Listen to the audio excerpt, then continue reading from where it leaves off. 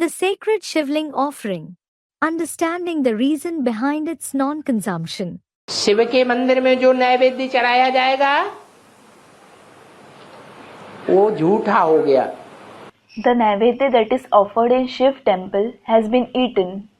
किसका खाया हुआ हो गया? It was eaten by whom? है? किसने खाया? Who ate it? उसने खाया जो सारी दुनिया का विष पीता है। He who drinks the poison of the entire world ate it. तो जो विषैले मुख में जो चीज चली गई उसको स्वीकार करना मरने की बात है। So, to accept the item that entered a poisonous mouth is to die.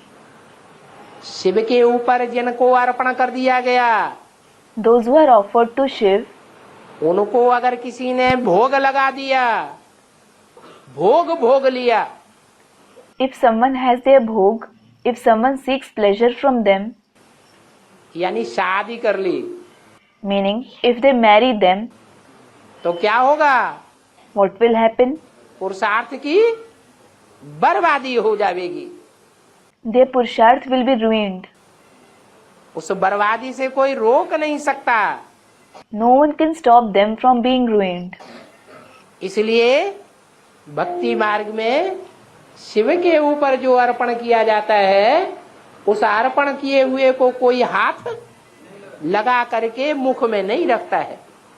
This is why whatever is offered to Shiv in the path of bhakti, no one touches it and puts it into his mouth. उसको भोगना अच्छी बात नहीं है। It isn't good to seek pleasure from it. पुरुषार्थ चौपट हो जाएगा। The purusharth will be ruined. Shiv के ऊपर जो नैवेद्य चढ़ाया जाता है, उस नैवेद्य को भी नहीं खाना है। You don't have to eat even the naivedya that is offered to Shiv.